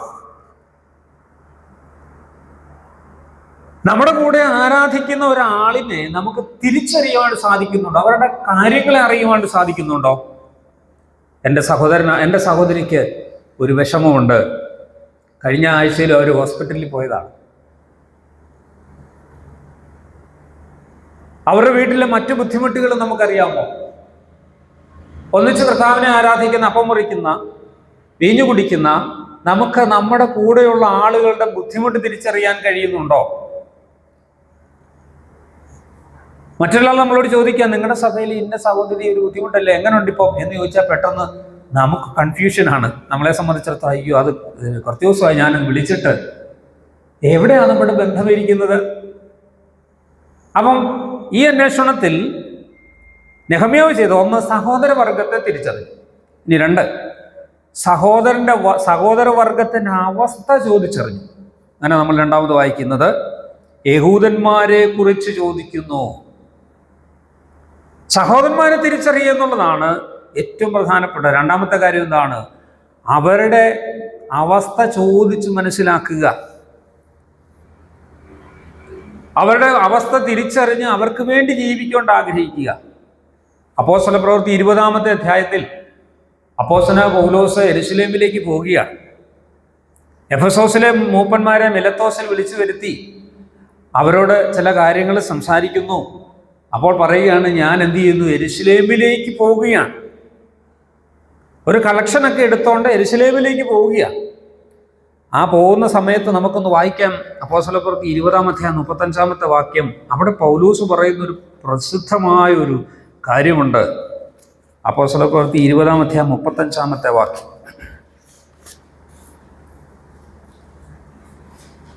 ഇങ്ങനെ പ്രയത്നം ചെയ്തവരെ സഹായിക്കുകയും വാങ്ങുന്നതിനേക്കാൾ കൊടുക്കുന്നതും ഭാഗ്യമെന്ന് കർത്താവായ യേശു താൻ പറഞ്ഞ വാക്ക് ഓർത്തുകൊള്ളുകയും വേണ്ടത് എന്ന് ഞാൻ എല്ലാവരും നിങ്ങൾക്ക് ദൃഷ്ടാന്തം കാണിച്ചിരിക്കുന്നു. 35-ാമത്തെ വാക്യം ആരംഭിക്കുന്ന എങ്ങനെയാണ്? ഇങ്ങനെ പ്രയത്നം ചെയ്ത് പ്രാപ്തിയില്ലാത്തവരെ സഹായിക്കുക. ഇവിടെ പൗലോസും കൂടെ അധ്വാനിച്ച്, കൊരിന്തിലൊക്കെ താമസിക്കുമ്പോൾ പൗലോസ് അധ്വാനിക്കുന്നുണ്ടായിരുന്നു. അങ്ങനെ അധ്വാനിച്ച് ആ അധ്വാനത്തിൻ്റെ ഒരു ഭാഗം എടുത്ത് മറ്റ് സഹോദരന്മാരിൽ നിന്ന് പൈസ സമാഹരിച്ച് ധർമ്മശേഖരം നടത്തി ഈ യെരുശലേമിലേക്ക് പോകുമ്പോൾ പറയുന്ന ഒരു കാര്യമാണ്, പ്രാപ്തിയില്ലാത്തവരെ സഹായിക്കാനാണിത് ചെയ്യുന്നത്. അതാണ് ഉത്തമ നേതാവിൻ്റെ ലക്ഷണം എന്ന് പറയുന്നത്. നെഹമ്യാവ് ചെയ്തത് അത് തന്നെയാണ്. ആ സഹോദരന്മാരുടെ അവസ്ഥ ചോദിച്ചറിഞ്ഞ് അവരെ സഹായിക്കുന്നതിന് വേണ്ടിയുള്ള ആദ്യത്തെ പടിയായിട്ട് നെഹമ്യാവ് അത് ചെയ്യുകയാണ്. ഇനി മൂന്നാമത്തെ അന്വേഷണം എന്നാണ്? മൂന്നാമത്തെ അന്വേഷണം യെരുശലേം ദേവാലയത്തിൻ്റെ അവസ്ഥ ചോദിക്കുക. എങ്ങനെയുണ്ട് യെരുശലേമിലെ ദേവാലയം? ഭാരമുള്ള മനുഷ്യന് ഒരു അന്വേഷണം ഉണ്ടായിരിക്കണം. ഒരാളിനെ കാണുമ്പോൾ ഭാരം രേഖപ്പെടുത്തുന്നതല്ല ഭാരമെന്ന് പറയുന്നത്, മറിച്ച് ആ ഭാരം സാധൂകരിക്കുന്നതിന് വേണ്ടിയുള്ള ഒരു അന്വേഷണം ഉണ്ടാകണം. ആരെയാണ് സഹായിക്കേണ്ടത്? എവിടെയാണ് ആ സഹായം എത്തിക്കേണ്ടത്? എന്തൊക്കെയാണ് സംഭവിച്ചിരിക്കുന്നത് എന്ന് നെഹമ്യാവ് കൃത്യമായിട്ട് മനസ്സിലാക്കി. ആ അന്വേഷണത്തിൽ അദ്ദേഹം അറിഞ്ഞ കാര്യങ്ങൾ എന്താണ്? 1-ാം അധ്യായം 3-ാം വാക്യത്തിൽ വായിക്കുന്നത്, ജനത്തെക്കുറിച്ച് അറിഞ്ഞു. ഇനി പട്ടണത്തെക്കുറിച്ചും അറിഞ്ഞു. എന്താ ജനത്തെക്കുറിച്ച് അറിഞ്ഞത്? 1-ാം വാക്യം 3-ാം വാക്യത്തിൽ 1:3 വായിക്കുന്നത്, ജനം മഹാകഷ്ടത്തിലായിരിക്കുന്നു. അന്വേഷകൻ ചോദിച്ചു, കാര്യങ്ങൾ അറിഞ്ഞു. എന്താ ഇപ്പൊ അന്വേഷിച്ച് കണ്ടെത്തിയത്? ജനം മഹാകഷ്ടത്തിൽ. അടുത്ത ഒന്നും കൂടെ ഉണ്ടല്ലോ, അപമാനത്തിൽ. നെഹമ്യാവിന്റെ ബേർഡൻ വർദ്ധിച്ചത് അങ്ങനെയാ. കാര്യം ചോദിച്ചപ്പോൾ അദ്ദേഹത്തിന് മനസ്സിലായി, ജനം മഹാകഷ്ടത്തിലാണ്, അവർ അപമാനത്തിലാണ് ജീവിക്കുന്നത്. കാര്യം യെരുശലേമിലാണ് ജീവിക്കുന്നതെങ്കിലും അവിടെ മഹാകഷ്ടമാണ്. അവിടെ അവർ അപമാനിതരായിട്ടാണ് ജീവിക്കുന്നത്. ഇനി 2 പട്ടണത്തെക്കുറിച്ച് താൻ മനസ്സിലാക്കിയപ്പോൾ കഴിഞ്ഞത് എന്താണ്? പട്ടണം ശൂന്യമായിട്ട് കിടക്കുന്നു. 2-ാം അധ്യായം 3-ാം വാക്യവും 17-ാമത്തെ വാക്യവും നമ്മൾ വായിക്കുന്നത്, പട്ടണം ശൂന്യമായിട്ട് കിടക്കുന്നു. 1-ാം അധ്യായം 3-ാം വാക്യം, മതിൽ ഇടിഞ്ഞു കിടക്കുന്നു, വാതിലുകൾ തീ വെച്ച് ചുട്ടുകിടക്കുന്നു. ഇതെല്ലാം കേട്ട് കഴിഞ്ഞപ്പോൾ നെഹമ്യാവിന് അവിടെ ഇരിക്കുവാനായിട്ട് സാധിച്ചില്ല. അദ്ദേഹത്തിന്റെ ഹൃദയം ഭാരം കൊണ്ട് നിറഞ്ഞു. തൻ്റെ ജനങ്ങളെക്കുറിച്ച് മനസ്സിലാക്കിയപ്പോൾ, തൻ്റെ ദേവാലയത്തെക്കുറിച്ച് മനസ്സിലാക്കിയപ്പോൾ നെഹമ്യാവിന്റെ ഹൃദയത്തിൽ ഭാരമുണ്ടായി. അതാണ് 1 മുതൽ 4 വരെ കാണുന്നത്, ഭാരം ഉണ്ടായ നെഹമ്യാവ്. ഇനി 2-ാമത്തെ കാര്യം, ഭാരമുണ്ടായ നെഹമ്യാവ് എന്ത് ചെയ്തു? ഭാരത്തെ ഇറക്കി വെച്ചു. അതാണ് 4 മുതൽ 11 വരെയുള്ള വാക്യങ്ങളിൽ കാണാൻ സാധിക്കുന്നു. ഭാരത്തെ ഇറക്കി വെച്ചു. നമുക്ക് ഭാരങ്ങൾ ഉണ്ടെങ്കിൽ ഞാൻ പറയട്ടെ, ആ ഭാരം കൊണ്ടു നടക്കേണ്ടത് ആവശ്യം ഇല്ല. നെഹമ്യാവ് ആ ഭാരത്തെ ഇറക്കി വെക്കേണ്ടിടത്ത് ഇറക്കി വെച്ചു. ഒറ്റ വാക്ക് ഞാൻ പറഞ്ഞാൽ, നെഹമ്യാവ് ആ ഭാരമെല്ലാം ഇറക്കി വെച്ചത് പ്രാർത്ഥനയിലാണ്. 4-ാം വാക്യം നമുക്കൊന്ന് വായിക്കാം. ഈ വർത്തമാനം കേട്ടപ്പോൾ ഞാൻ ഇരുന്ന് കരഞ്ഞു, കുറെ നാൾ ദുഃഖിച്ചും ഉപവസിച്ചുകൊണ്ട് സ്വർഗ്ഗത്തിലെ ദൈവത്തോട് ഞാൻ പ്രാർത്ഥിച്ചു വന്നിരുന്നാൽ. മതി. ഭാരമിറക്കി വെക്കുന്നതിൽ ആദ്യം താൻ ചെയ്തത് എന്താണ്? ദൈവസന്നിധിയിൽ ആ വിഷയത്തെ കൊണ്ടുവന്നു. എന്താ അതിൻ്റെ ആത്മീയ അർത്ഥം? ഒരു കാര്യങ്ങളും നമുക്ക് തന്നെ നേരിടുവാനായിട്ട് കഴിയില്ല. നെഹമ്യാവിന് രാജധാനി ശുശ്രൂഷകൻ എന്ന നിലയിലോ, ഗവർണർ പിന്നീടാണ് ആകുന്നത്, ഒരു കൊട്ടാരത്തിലെ ജോലിക്കാരൻ എന്ന നിലയിൽ ഈ വിഷയത്തിന് ഒരു പരിഹാരം നേടുവാൻ സാധിക്കില്ല. ഒരുപക്ഷെ നമുക്ക് നല്ല ശമ്പളം കാണും, നല്ല ശമ്പളം നമുക്ക് കാണും, നല്ല കഴിവുകൾ കാണും. ഈ കാര്യങ്ങളൊന്നും ദൈവിക ശുശ്രൂഷയ്ക്ക് പ്രയോജനപ്പെടുത്തേണ്ടുന്നതല്ല. ആദ്യം അതൊക്കെ പിന്നെ പ്രയോജനപ്പെടുത്തേണ്ടതാണ്. ആദ്യം ചെയ്യേണ്ടത് അത് ഏൽപ്പിക്കേണ്ട ആളിനെ എന്ത് ചെയ്യണം? ഏൽപ്പിക്കണം. നെഹമ്യാവ് ചെയ്തത് അത് തന്നെയാണ്. കാര്യങ്ങളൊക്കെ അറിഞ്ഞപ്പോൾ നെഹമ്യാവ് എന്ത് ചെയ്തു? ഈ ഭാരം ഇറക്കി വെക്കണം. തൻ്റെ ഹൃദയത്തിൽ കൂടിയിരിക്കുന്ന ഈ ഭാരത്തെ ഇറക്കുവാൻ താൻ ചെയ്തത് പ്രാർത്ഥനയാണ്. ആ പ്രാർത്ഥനയിൽ 2-3 കാര്യങ്ങൾ ചെയ്തു. ഒന്ന്, ആ പ്രാർത്ഥനയിൽ ചെയ്ത 1-ാമത്തെ കാര്യം നമ്മോട് വായിക്കുന്നു, ഈ വർത്തമാനം കേട്ടപ്പോൾ ഞാനിരുന്ന് കരഞ്ഞു. അപ്പൊ 1-ാമത് ചെയ്തത് നെഹമ്യാവ് കരഞ്ഞു. ഈ കരച്ചില് നെഹമ്യാവിനെ സംബന്ധിച്ചിടത്തോളം ഒരു പ്രഹസനമല്ല. ഈ ചില ആളുകളെ കണ്ടിട്ടുണ്ടല്ലോ, ദുഃഖിച്ചിരിക്കുന്ന ആളുകളുടെ അടുത്ത് ചെന്ന് ചുമ്മാതെ കരയുന്ന ആളുകളെ കണ്ടിട്ടില്ല. വെറുതെ ചെന്ന് കരഞ്ഞു കാണിക്കുന്ന ആളുകളുണ്ട്. നെഹമ്യാവ് അങ്ങനെ ഒരു കാര്യം കേട്ടിട്ട് വികാരപരമായി മൂവ് ചെയ്തതല്ല. നെഹമ്യാവിന്റെ ഹൃദയത്തിലെ ഭാരമാണ് കണ്ണുനീരായിട്ട് വന്നത്. ഞാൻ ഇവിടുന്ന് ഒരല്പം മാറി ഇങ്ങനെ പറയട്ടെ, കരയുന്നത് നമ്മുടെ ഭാരം കുറയ്ക്കാൻ പറ്റുന്ന ഒരു മെഡിസിൻ തന്നെയാണ്, അല്ലേ? കരഞ്ഞ് ചിലതൊക്കെ തീർക്കുന്നത് നല്ലതാണ്. എൻ്റെ പിതാവ് മരിച്ച സമയത്ത് ഞാനന്ന് ആസാമിലാണ്. ആസാമിൽ നിന്ന് ട്രെയിൻ കയറി നാട്ടിൽ വന്നു. 4 ദിവസം കൊണ്ടാണ് നാട്ടിൽ വന്നത്. ഞാൻ എൻ്റെ വീട്ടിലെ ആൺപിള്ളേരിൽ ഏറ്റവും മൂത്തതാണ്. എനിക്ക് 2 സഹോദരിമാരും 2 സഹോദരന്മാരും ഉണ്ട്. ഞങ്ങൾ 5 പേരാണ്. ഈ 5 പേരെയും 5 പേര് 4 പേരെയും നിയന്ത്രിക്കേണ്ടുന്ന ഒരു ഉത്തരവാദിത്തം എനിക്ക് പെട്ടെന്ന് ഈ വാർത്ത അറിഞ്ഞപ്പോൾ മനസ്സിൽ വന്നു. വാർത്ത അറിഞ്ഞത് എൻ്റെ ഭാര്യയാണ്. അവളാണ് ഈ വാർത്ത കേൾക്കുന്നത്. ഞായറാഴ്ച ആരാധന കഴിഞ്ഞ് വെളിയിലോട്ട് ഇറങ്ങുമ്പോൾ കേട്ട വാർത്തയാണ്. പെട്ടെന്ന് ഞാൻ എൻ്റെ മനസ്സിലെടുത്തത്, ഞാൻ നിയന്ത്രിക്കേണ്ട ആളായതുകൊണ്ട് ഞാൻ സ്വയം നിയന്ത്രിക്കുകയാണ്. ഞാൻ വാവിട്ട് കരഞ്ഞില്ല. 4 ദിവസം ട്രെയിനിൽ യാത്ര ചെയ്ത് ഇവിടെ വന്നു.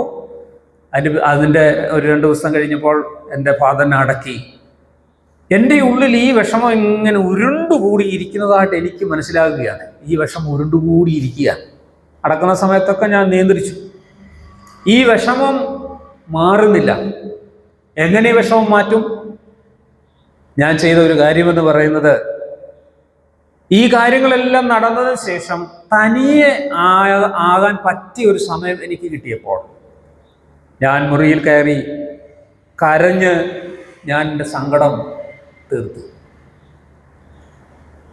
കരച്ചിലിന് അങ്ങനെ ഒരു പ്രത്യേകതയുണ്ട്. നമ്മുടെ സങ്കടങ്ങളൊക്കെ എന്ത് ചെയ്യാം, ഇറക്കി വെക്കാൻ പറ്റുന്ന ഒരു ദൈവിക ഒരു കഴിവാണ്. ദൈവം തന്നൊരു വരദാനമാണ് കരച്ചിലെന്ന് പറയുന്നത്. ദൈവം തന്ന ഒത്തിരി അങ്ങനെയുണ്ട്. മറവിയൊക്കെ ദൈവം തന്ന വരദാനമാണ്. മറവി എന്നുള്ളത് ഇല്ലായിരുന്നെങ്കിൽ നമ്മളൊക്കെ ഇന്നും ചിലതൊക്കെ ഓർത്തിരുന്നേന് വരുന്നല്ലേ.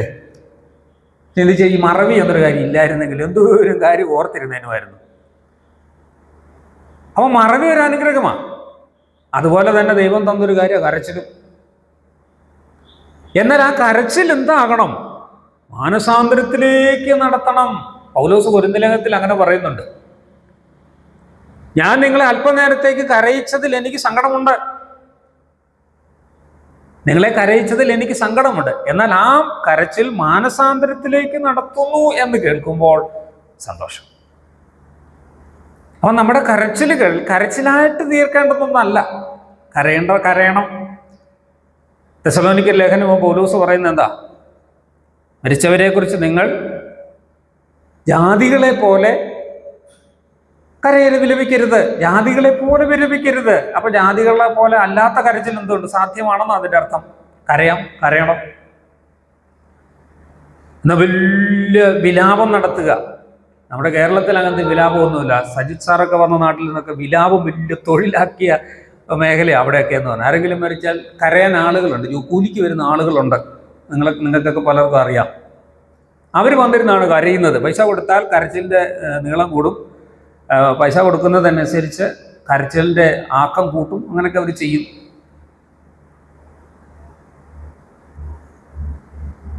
നെഹമ്യാവ് ഇത് കേട്ടപ്പോൾ എന്ത് ചെയ്തു? ദൈവസന്നിധിയിൽ ഇരുന്ന് കരഞ്ഞു.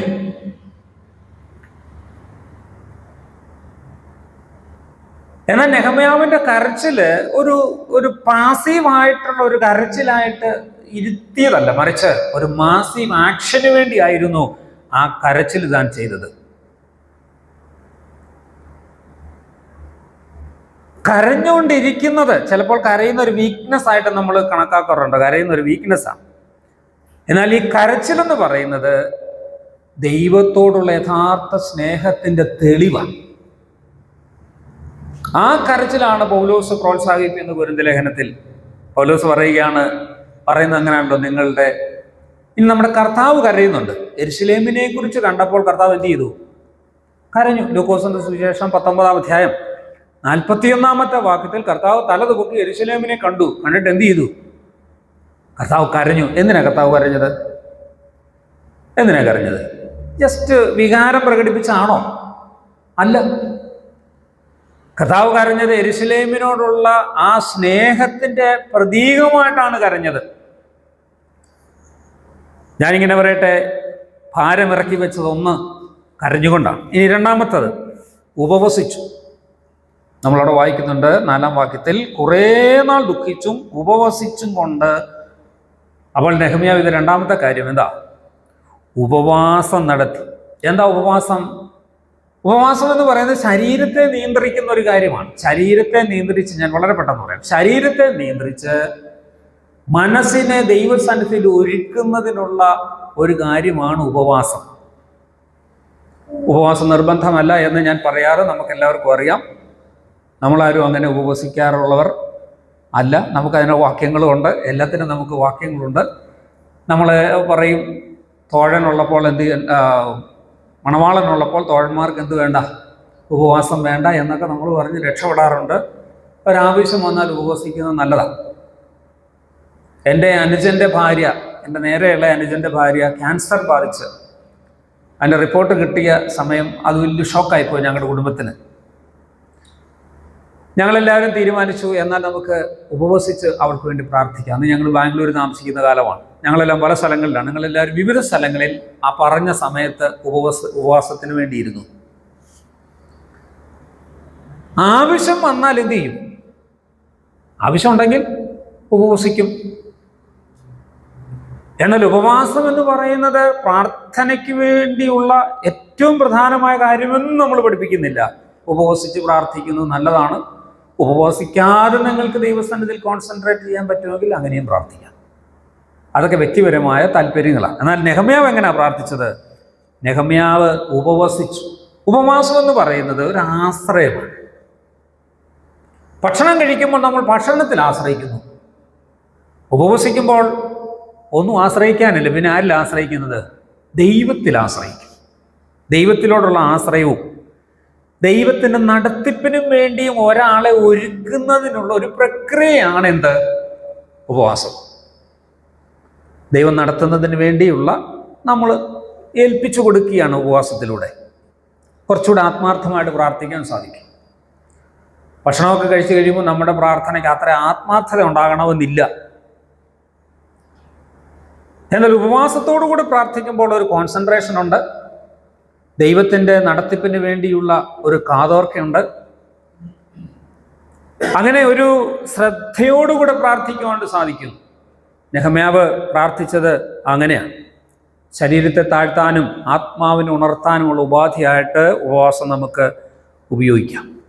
വേദപുസ്തകത്തിലും ദൈവിക ഉദ്ദേശങ്ങളിലേക്ക് ഇറങ്ങുന്നതിന് മുമ്പ് ഉപവസിച്ചായിട്ട് നമ്മൾ വായിക്കുന്നുണ്ട്. മോശ എന്ത് ചെയ്തു? മോശ ദൈവസന്നിധിയിൽ ഉപവസിച്ച് ഭക്ഷണം വെടിഞ്ഞ് 40 ദിവസം ദൈവസന്നിധിയിലായിരുന്നു.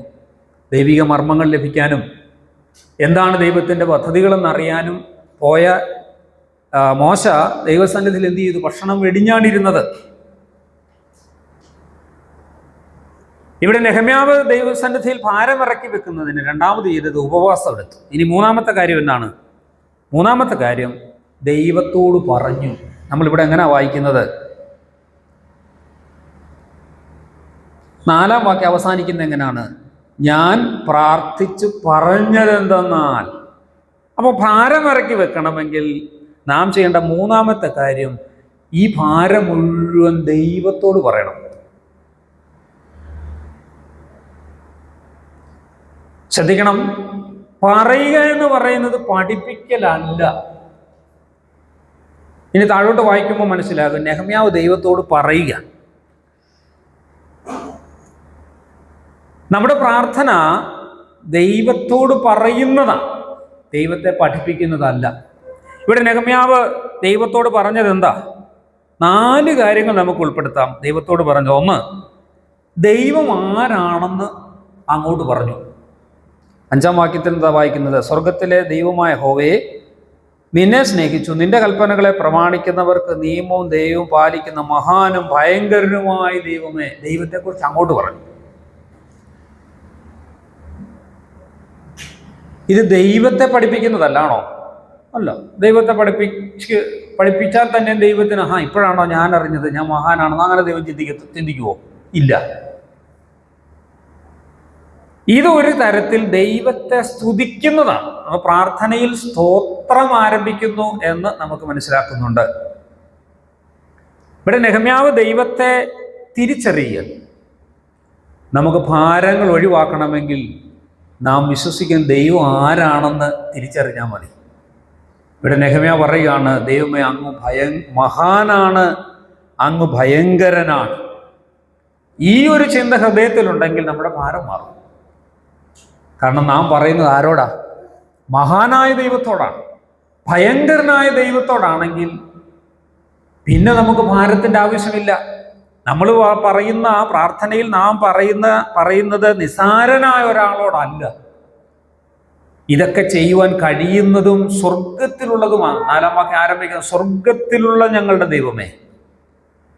അപ്പൊ അങ്ങനെയുള്ള ഒരു വലിയ ദൈവത്തോടാണ് പറയേണ്ടുന്നത്. ഇനി പ്രാർത്ഥനയിൽ രണ്ടാമത്തെ കാര്യം 8-9 വാക്യങ്ങൾ നാം കാണുന്നത് ദൈവവചനം പറഞ്ഞ് പ്രാർത്ഥിച്ചു. 8-9 വാക്യങ്ങളിൽ ദൈവവചനം പറയുകയാണ്. നിന്റെ ദാസനായ മോശയോട് നീ കൽപ്പിച്ച കൽപ്പനകളും ചട്ടങ്ങളും വിധികളും എന്നൊക്കെ പറയുമ്പോൾ നെഹമ്യാവ് പറയുന്നത് എന്താണ്? ദൈവവചനമാണ്. 8-9 പിന്നീട് വായിക്കുക. അപ്പോൾ പ്രാർത്ഥനയിൽ ഉൾപ്പെടുത്തുന്നത് രണ്ടാമത്തെ കാര്യം ദൈവവചനം ഉൾപ്പെടുത്തുക. ദൈവവചനം ഉൾപ്പെടുത്തുമ്പോൾ ശ്രദ്ധിക്കേണ്ടുന്ന ഒരു കാര്യമുണ്ട്. കർത്താവേ, നിന്റെ വചനത്തിൽ മത്തായിയുടെ സുവിശേഷം 6-ാം അധ്യായം 33-ാമത്തെ വാക്യത്തിൽ ഇങ്ങനെ രേഖപ്പെടുത്തിയിട്ടുണ്ടല്ലോ എന്ന് പറയുന്നതല്ല പ്രാർത്ഥന. അതല്ല പ്രാർത്ഥന. ദൈവവചനം ഉദ്ധരിച്ചുകൊണ്ട് മോശയുടെ ന്യായപ്രമാണമാണ് ഇവിടെ നെഹമ്യാവ് പറയുന്നത്. അത് ദൈവത്തെ പഠിപ്പിക്കുകയല്ല. ആ കാര്യങ്ങൾ പ്രാർത്ഥനയിൽ ദൈവവചനം പറഞ്ഞു പ്രാർത്ഥിക്കുന്നു. അതാണ് രണ്ടാമത്തെ കാര്യം. ഇനി മൂന്നാമത്തെ കാര്യം എങ്ങനെ പ്രാർത്ഥിച്ചു? 6-7 വാക്യങ്ങളിൽ പാപം ഏറ്റുപറഞ്ഞ് പ്രാർത്ഥിച്ചു. പാപം ഏറ്റുപറഞ്ഞ് പ്രാർത്ഥിച്ചു. നെഹമ്യാവ് പാപം ചെയ്തിട്ടില്ല. എന്നാൽ നെഹമ്യാവ് പറയുന്ന ഒരു കാര്യമുണ്ട്. 6-ാം വാക്യത്തിൻ്റെ ഒടുവിൽ ഞാനും എൻ്റെ പ്രതിഭവനവും പാപം ചെയ്തിരിക്കും. നെഹമ്യാവ് എന്തെങ്കിലും പാപം ചെയ്തോ? പാപം ചെയ്തില്ല. എന്നാൽ നെഹമ്യാവ് പാപങ്ങളെ ഏറ്റുപറഞ്ഞ് പ്രാർത്ഥിച്ചു. ഇനി ഒടുവിലത്തെ കാര്യം 9-11 വാക്യങ്ങളിൽ പ്രാർത്ഥനയിൽ ഉണ്ടാകേണ്ട മറ്റൊരു കാര്യം യാചന ഉണ്ടായിരിക്കണം. 9-ാം വാക്യത്തിൽ നാം വായിക്കുന്നത് എന്താണ്? ഓർക്കണമേ. 9-ാം വാക്യം ഓർക്കണമേ. 11-ാമത്തെ വാക്യം ശ്രദ്ധയുണ്ടായിരിക്കണമേ. ഒടുവിൽ ലഭിക്കുമാറാകണമേ. ഞാനിവിടെ അവസാനിപ്പിക്കുക. നമ്മുടെ പ്രാർത്ഥനയിൽ ഉണ്ടാകേണ്ടുന്ന ഏറ്റവും പ്രധാനപ്പെട്ട ഒരു കാര്യമാണ് ഈ സ്വരം നമ്മുടെ ജീവിതത്തിൽ ഉണ്ടാകണം. ഏതാ? കേൾക്കണമേ, സഹായിക്കണമേ. ശലോമോൻ ദേവാലയം പ്രതിഷ്ഠിക്കുന്നതിന് മുമ്പായിട്ട് ദേവാലയം പ്രതിഷ്ഠിക്കുന്ന ആളുകളെല്ലാം വിളിച്ചു കൂട്ടൊരു 42-ലധികം പ്രാവശ്യം ശലോമോൻ പറഞ്ഞൊരു കാര്യമാണ് മേ മേ എന്നുള്ള ആ ശബ്ദം. പ്രാർത്ഥനയിൽ ഉണ്ടാകേണ്ടത് അതാണ്. ദൈവത്തെ പഠിപ്പിക്കുന്നതല്ല, ദൈവസന്നിധിയിൽ അപേക്ഷിക്കുകയാണ്. അപേക്ഷയാലും യാചനയാലും എന്ന പൗലോസ് നമ്മളെ പഠിപ്പിക്കുന്നത്. ദൈവസന്നിധിയിൽ നമ്മുടെ ആ കാര്യങ്ങൾ അഭ്യർത്ഥനയായിട്ട് പറയുക. ചിലർ പ്രാർത്ഥിച്ച് അവസാനിപ്പിക്കുന്നത് കേട്ടിട്ടില്ലേ? അങ്ങ് മഹത്വം എടുക്കണം, യേശുക്രിസ്തുവിൻ്റെ നാമത്തിൽ തന്നെ. ഈ എടുക്കണം എന്ന് പറയുമ്പോൾ അത് അങ്ങോട്ടൊരു കൽപ്പനയാണ്. അങ്ങനെ പറയാൻ നമുക്ക് വകുപ്പൊന്നുമില്ല. ഈ കഴിഞ്ഞൊരു ദിവസം ഒരു ബ്രദർകാരനും പ്രാർത്ഥിക്കുന്നത് ഞാൻ കേട്ടു. മഹത്വം എടുക്കണം. പ്രിയപ്പെട്ടവരെ, അങ്ങനെ പ്രാർത്ഥിക്കാൻ പാടില്ല. പ്രാർത്ഥന എന്ന് പറയുന്നത് ആ മേ എന്നുള്ള സൗണ്ട് വരുന്നതാണ് പ്രാർത്ഥന. അങ്ങനെയാണെങ്കിൽ എന്ത് സംഭവിക്കും? ഭാരമിറക്കി വെക്കാൻ സാധിക്കും. കരഞ്ഞും ഉപവസിച്ചും ദൈവത്തോട് പറഞ്ഞു നമ്മുടെ ഭാരങ്ങൾ ഇറക്കി വെച്ചു. നെഹമ്യാവ് ഭാരങ്ങളെല്ലാം ഇറക്കി വെച്ച് സ്വതന്ത്രനായിട്ട് നിന്നു. 2-ാം അധ്യായത്തിലേക്ക് എത്തുമ്പോൾ ആ ഭാരം ചെയ്യുവാൻ ദൈവം ശക്തിപ്പെടുത്തുന്നതാണ് കാണുന്നത്. അടുത്ത പ്രാവശ്യം നമുക്കത് ചിന്തിക്കാം. ദൈവനാമം വാഴ്ത്തപ്പെടുമാറാകട്ടെ.